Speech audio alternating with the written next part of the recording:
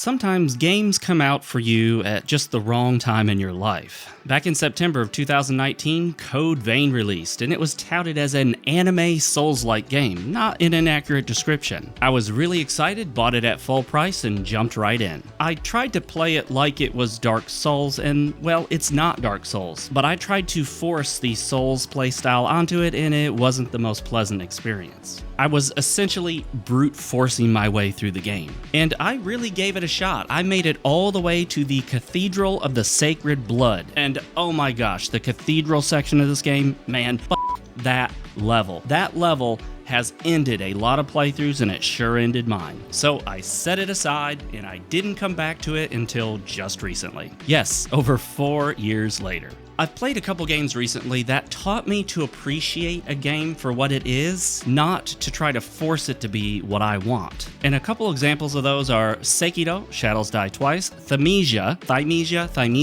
Mortal Shell, and a handful of others. You see, all of these games have been compared to the Souls series, but are substantially different in their own ways. They all require you to approach them differently than if they were simply another entry in the Souls series. Rather than force my idea of how the game should be played, I learned how the game itself wanted to be played and adjusted to it. You see, every game is essentially asking you to play it in a certain way, and the best way you can play that game is the way that it wants to be played. You see, video games are kind of like women. They'll reveal to you, directly and indirectly, how they want to be played, and you gotta play them that way if you want the best results. So I returned to Code Vein, and everything was different. Even the color of the sky was different. I'm just kidding about that. The color of the sky is still the same. I learned to love Code Vein for what it is, and although it's not a perfect game, it's an actually really good game, and one that any fan of the Souls genre should take a shot at. I will say, I'm not a fan of the oppositional contrast between the cutesy, fan servicey anime style and the overly serious, dramatic story this game presents. But regardless, I was willing to overlook that, and I'm glad I did. Code Vein is available on PS4, Xbox One, and PC, and of course, I played it on the PC as well as the Steam Deck, which is also basically a PC. I consider it a must-play for any hardcore Souls-like fan, and a game you're probably not going to want to miss. I'm Fox with RealMarcFoxx, and this is your stronghold of rational, reasonable, real gamers. Let's roll the intro.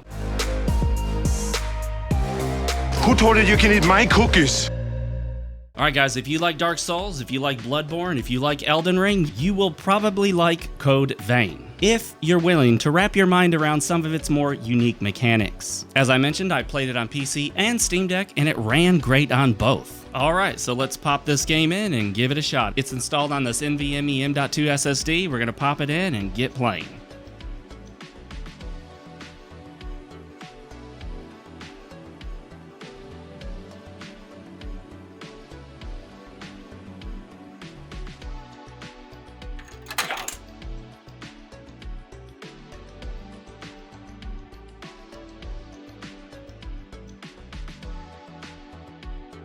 Alright, so it turns out it actually goes on the inside of the computer, so hey, how was I supposed to know? Every other game console I owned, the cartridge either went directly inside or it slotted in a disk drive. Anyway, let's stick it in there. It looks really good with sharp, vibrant, colorful visuals, but if you're playing on PC, I recommend a little modification. Grab this mod, install it, and enjoy some better graphics. I also installed this mod since Io's outfit was so ridiculously spicy that I had trouble taking it seriously. Look, this tattered dress or robe or whatever it is, it's just her giant bosom is about to just pop out. It's so over the top. In some ways, I love it, but not really. But look, I get it. Really, I do. I lived in Japan for the better part of 3.5 years. I saw anime stuff everywhere, and although I never got into it, I get the aesthetic, and I know why a lot of people like this. The catch is, no matter how much I understand it, I just cannot get used to the cutesy anime style juxtaposed with a serious and dramatic storyline. I've mentioned this before in my Stellar Blade video, but these things just contrast hard. They don't match. They don't fit together for me. They just clash in my brain.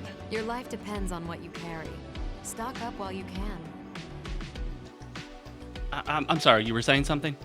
But hey, if you like fan service, there is plenty here. Panty shots, guys. Panty shots, upskirts. There's spicy lingerie-style clothing, big anime girls, tattered clothes revealing more than they probably should, and all the rest of that stuff you can expect from an anime fan service-style game.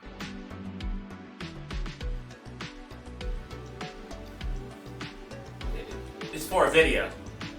And the music, well, the music is okay. There's this big sort of religious sounding chorus intro that I'm not a huge fan of. I think a lot of games do this, particularly Japanese games do this to try to make them seem serious, but for me it comes off as over the top. But yeah, the music is okay, the battle music's fine. I really don't have a lot to say about the music, I'm sorry. It's just okay. I don't think you'll have any complaints about it, but I don't think you're gonna be popping the CD in your CD player in your car anytime soon. But let's talk about Code Vein and my ultimate video game arch nemesis, unskippable cutscenes. Watch this. This one's dry. Am I? See that, game developers? Do you see that? That's how easy it is. Just start button, hit the start button and skip it with the A button, the X button, select button, I don't care, you can make it any button. It's so easy to skip the cutscenes in Code Vein. You can even skip entire dialogue segments. You don't have to mash the A button to get through the talking.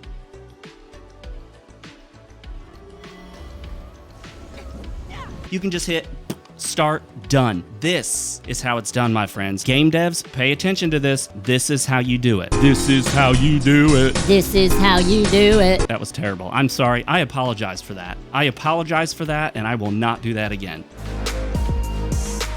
I apologize. We have a family audience. That was wrong, and I won't do it again. Thank you, Bandai Namco. Thank you so much. Thank you so much. I hate unskippable cutscenes, and to finally see them not in the game. Oh, it's just here. I need to go get the game and just give it a nice big kiss. Hang on. All right. It's installed on this SSD. I'm gonna give this thing a kiss. Thank you so much, Bandai Namco and Code Vein. Thank you. Thank you so much. I appreciate you so much. I love you. I do, really. Oh, it's so beautiful. It's so beautiful. Brings me to tears. Some of the sound effects in the game, particularly sound effects for the enemies, are a little weird and they don't account for the distance from the player, so it sounds odd when you're wandering around and you hear this really loud groan or moaning sound and it's from an enemy that's a good distance away. That's odd, not a huge deal, just something I thought I'd mention. And since this is a Souls-like, you can expect a lot of the typical things you'll see in a Souls-like game. That includes challenging, weighty, third-person action combat, activatable checkpoints that restock your heals and restock the enemies as well, unlockable shortcuts, large intertwining levels, sometimes with verticality, that means it goes up and it goes down, online cooperative play, although in this game there is no PvP, no player versus player here. And in some ways that's good because it makes it easier to balance the game when you don't have to worry about players using their abilities against other players. That totally changes things from a balance perspective. There are, of course, intense boss encounters. You gotta have that in any Souls-like. And there's something that works as both a currency and experience points. In this game, it's called Haze, and of course, if you die, you drop it where you died, and you gotta get back there and pick it up. Otherwise, if you die again, you lose it forever. There's one catch to that here. We'll talk about that later. Now, there are some deviations from the norm here. You have the option of an AI-controlled partner. There are several options back at the home base for you to choose from, but once you pick one, they'll stick with you throughout your journey, although be careful, they can die. And if they do die, well, they'll come right back after you hit a checkpoint. There are unlockable maps, and thank goodness, because some of these levels are huge, and you really want those maps. It has an anime aesthetic, which you can clearly see, and we've already mentioned, but hey, you know, either you like that or you don't. I'm not particularly big into the anime aesthetic, but it wasn't a big deal breaker for me. This game has a far more direct, heavy-handed story, which, fortunately, as we've discussed, you can skip, and skip it I did, because I'm just not into stories that much. Most games, the story sucks anyway, so why pay attention to it? But here's a little thing. If you go to the bathhouse at the home base, you can actually recover half of your lost haze, although you will permanently lose the other half. So you have to make a choice. Do you attempt to get back to where you died and get all of your haze back, risking the loss of all of it if you die? Or do you just settle for half of it, knowing that the other half is gone forever? The choice is yours. Make a decision. You have to choose one way or another. This game, of course, has parries, but I absolutely hate the timing on them. You see, it's really different from any of the Souls games I've played. You have to parry extremely early to get that parry off. And there are so many attacks in this game that you just don't have the time to parry because you can't parry early enough to get it. How early do you have to parry? Well, have you ever called in an order for a pizza? It's kind of like that. You call it in, you tell them what you want, you hang up the phone, and then you go to get the pizza. That's basically how parry parries work in this game. You phone it in ahead of time. Hey, Code Vein, I want to do a parry. You launch that parry, and then sometime in the near future, the enemy will attack, and you will get that parry. So I like to call this the pizza parry, because you got to phone it in ahead of time. It took a lot of adjusting to, and I still don't always get it right. Damn it. And the other problem is your optional partner, which, trust me, you're going to want this partner throughout pretty much the entire game. Your optional partner will screw up a lot of your parry attempts, because just as you're about to get off that parry, bam, he comes in or she comes in and ruins it all for you. So that sucks. But the good news is there's no friendly fire, so you can't hurt your partner and your partner can't hurt you. Unlike in real life, where you and your girl can definitely hurt each other. Physically, emotionally, mentally, spiritually, financially, and otherwise. Another big difference between Code Vein and many other Souls-like games is you better get used to using your gifts. No, I'm not talking about those little animated picture files on the internet, and no, I'm not talking about any special talents you as a person have, although I'm sure you have a lot of special talents, and I'd like to hear about them. List them in the comments section below. For example, can you make taco tongue? I can do taco tongue. See?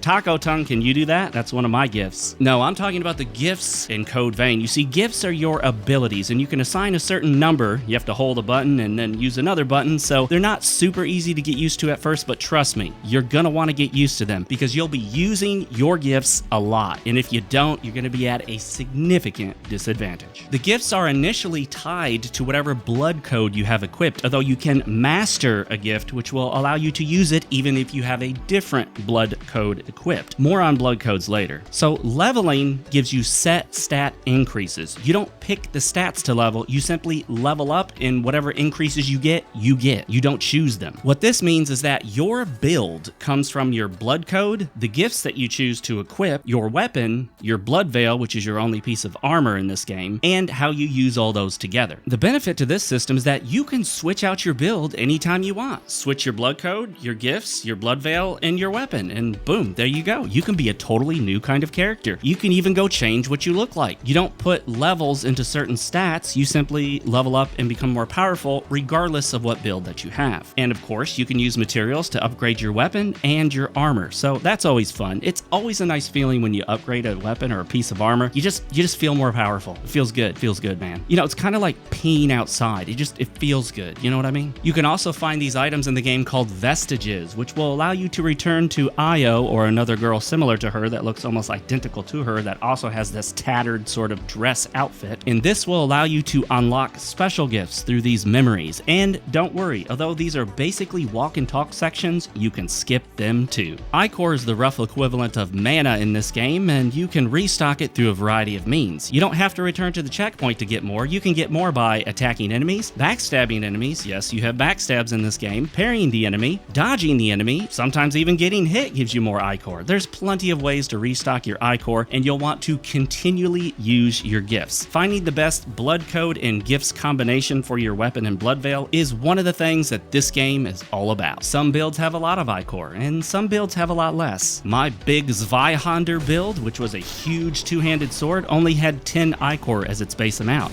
However, my dexterity-based build had 25 as its base amount, 2.5 times the strong build. There is a lot to the combat and to the builds in this game, so you can really dig in here if you want to, so grab a shovel and start digging. Now, the enemies and bosses in this game are all over the place when it comes to balancing and difficulty. Some are super easy cannon fodder, and you can just R1 away, although you don't actually hit the R1 button in this game. You hit the face buttons to attack in this game. That's another difference between this game and the Souls series. So, some enemies are super simple, but other enemies you encounter will have really high stability, making it hard to stagger them, and they'll hit like a truck. So you gotta be careful. You gotta stay on your toes. You'll be cruising through a level having no problems at all, and then all of a sudden you'll hit this boss that just one-shots you, practically one-shots you. I found myself making it through an entire level without dying once, but then I'd hit the boss and I'd die multiple times. Fortunately, my partner could shoot me some health and revive me multiple times, but they don't do that endlessly. And there are these segments that are a sort of horde mode where you activate them, whether you want to or not initially, then you can repeat them later. But once activated, the enemies will keep coming in swarms and you have to keep fighting them off, and eventually they'll wear you down if you're not careful. So some of these can be extremely difficult. One in particular that I encountered in that godforsaken cathedral segment just kept killing me over and over. My partner would die, then I would die. I just couldn't get past it initially. And that's because that's when I was playing it back in 2019 and I wasn't making effective use of the gifts. You see, the gifts do all sorts of things. They increase your attack power, you can shoot what are effectively magic spells, you can buff your partner and heal your partner, you can put defenses on your own character such as shields and resistances. Get used to using your gifts. Trust me, they are a godsend in this game. However, I gotta say, this game needs some balancing. It's just not even. Being able to cruise through certain segments of the game with no problems whatsoever, then getting your ass handed to you repeatedly right after that just doesn't make sense. This leads to a lot of frustration. And did I rage quit the game initially back in 2019?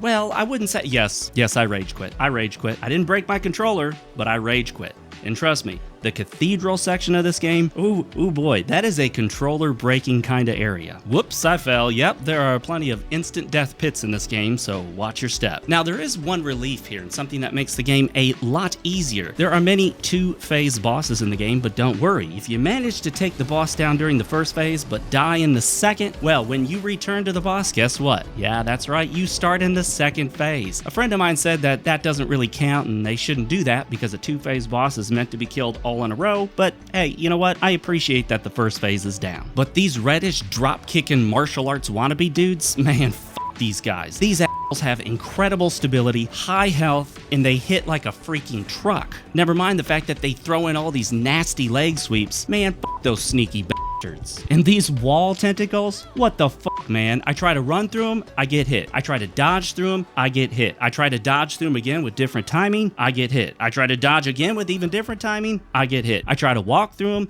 I get hit. What am I supposed to do? Oh, you're supposed to quickly run in to trigger them and then run back out real quick. Oh, come on. Who's gonna know to do that? That's like the last option you would pick because it was certainly the last thing I did to try to figure it out. I initially was going through this area just being like, well, I'm just gonna take that damage. I'm just gonna eat that damage. And as we all know, level design is absolutely critical to having a good Souls-like game, and I can tell you this, Code Vein has it, and it has it in spades. Large, sprawling, intertwining, overlapping areas with those oh so satisfying shortcuts. You unlock that shortcut and you're just like, it's just a sigh of relief when you got that thing open. You feel the relief intensely. Similarly, finding checkpoints is usually also a huge relief because now you know you haven't lost all that haze that you're hanging on to. You can use it to level up, do whatever else you need. You can zip back teleport style to the home base, buy what you need, upgrade your weapons and armor and all that jazz. And it's an especially huge relief in the bigger areas because there are some really, really huge areas in this game. The checkpoints, which are called missiles, unlock small portions of the map, but you also find these red missiles. While they are not checkpoints, you can't rest there and level up, they do unlock huge portions of the map and they are an immense relief because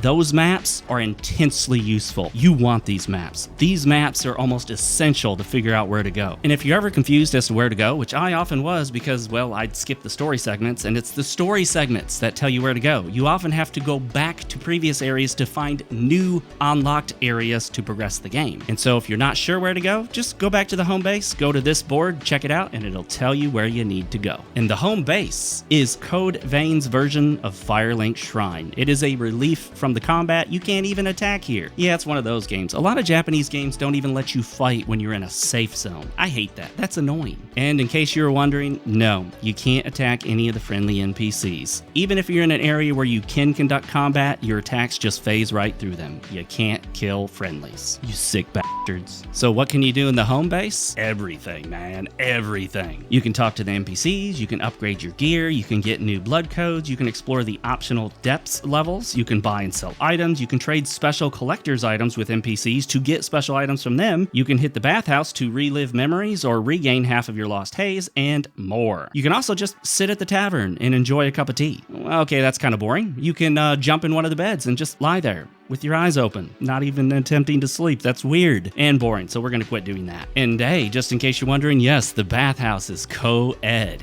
Spicy, kinky, yeah. Although, unlike a real bathhouse known as an onsen in Japan, you actually get fully naked, and most of them are separated by male and female. Or, I'm sorry, most of them are separated by type A bodies and type B bodies. And how's the level variety in Code Vein? It's amazing. What do you get in this game? You get a lot. You get the devastated city ruins and variations of it. You get caverns and caves in the underground with jagged formations. Everyone loves jagged crystal formations. Who doesn't like jagged crystal formations? You get this mountainside-like area. You get a swamp that's not really a swamp because no poison, but hey, it does still slow your movement, so I think that counts as a swamp, kind of. Come on, move. Move! Go faster, damn it! In the definitely not Anne Orlando like Cathedral of the Sacred Blood. And I've mentioned this before, but I just want to say it again.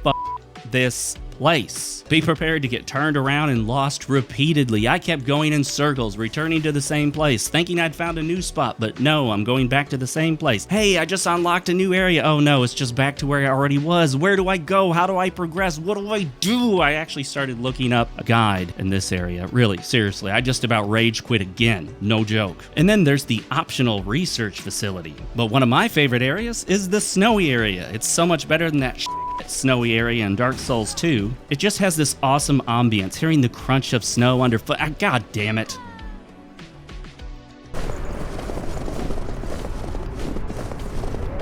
Wouldn't she be cold? I mean, she's practically naked out here. It's really windy and it's snowing, but she seems completely unaffected. Although that may be because I think she's one of those kind of undead vampire-like revenant creatures. I don't know. Like I said, I didn't pay attention to the story. Maybe I should have. I didn't. I probably never will. And then there's more caves because, hey, why not? Video games gotta have caves, right? There's a fiery city area that serves as a sort of stand-in for lava. Yes, and it even has lava-like fiery areas on the ground. So, you know, this is basically your lava level while not being a lava level. And there's a sandy desert area, which honestly the Souls series hasn't done quite right. I think it's been done better here, and I would have enjoyed had it been more of a desert and less of a desert style city. It almost looks like a city where they just dump sand all over it. You've got your ethereal floating platform area, because hey, that is always cool. Nobody ever complains about those areas, right? You got more city ruins. You got this sort of crypt / underground temple area, and again, fuck those wall tentacles, fuck them. And there are more optional areas. You'll see most of them. Some of them you may miss, but you know what? You can always go online later and look them up. Today's drink of choice, guys, is coffee, but it's not just any coffee. You see, these are raw, unroasted beans that I bought, and for the first time in my life, I did my own coffee bean roasting, and then I brewed them up this morning. You have to wait after roasting. You can't immediately brew them up. So I roasted them yesterday morning, and then this morning I brewed it up. It's actually pretty good. It tastes a little fruitier and sweeter than I would normally like, so I may get a different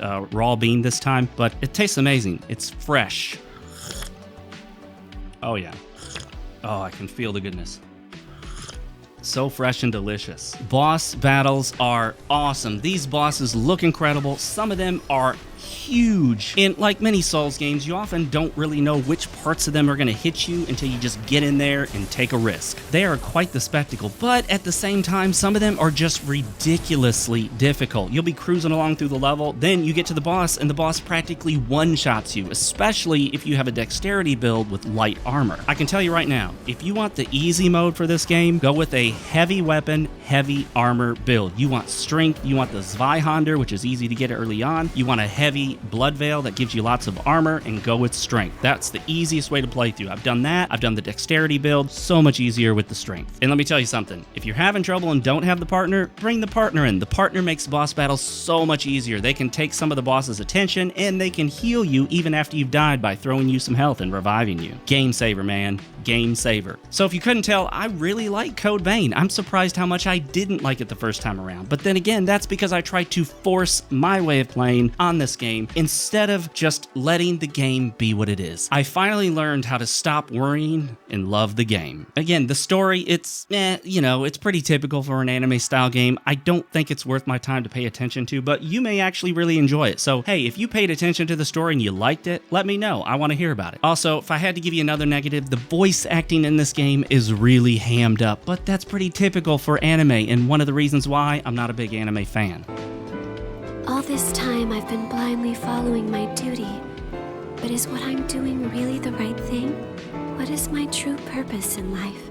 But hey, upskirt, if you are a Souls-like fan, then you really need to give this a shot. Don't be like my friend. Don't be like my friend that's always like, I'm not gonna play it, I don't know. You know who you are. You know who you are, and you are missing out. I've played over 110 hours of Code Vein, and about half of that was on my Steam Deck, and the other half was on my gaming PC called Bridget. Yes, I named my gaming PC Bridget. That's her name. Yes, it's a she. That's right. Her name is Bridget. Here she is in all her glorious beauty. Isn't she beautiful?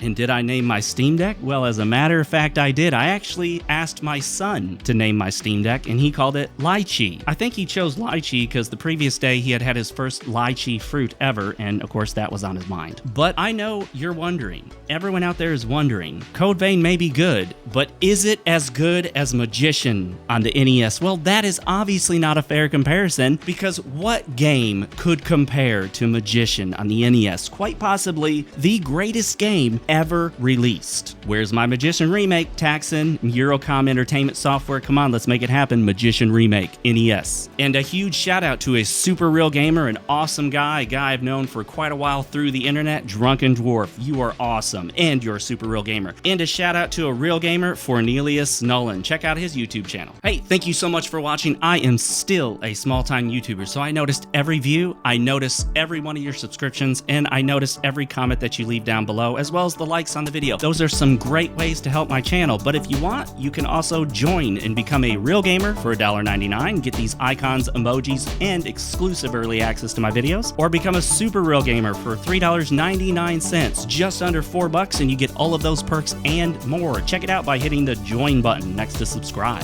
If you haven't already, make sure to tap the like button, give it a gentle caress, also caress that subscribe and notification bell icon, leave a comment or two below, and as always, my friends, for Fox's sake, stay fresh, cheese bags. Don't forget to grab your copy of New Tokyo, available on Amazon in Kindle, Kindle Unlimited, and paperback formats.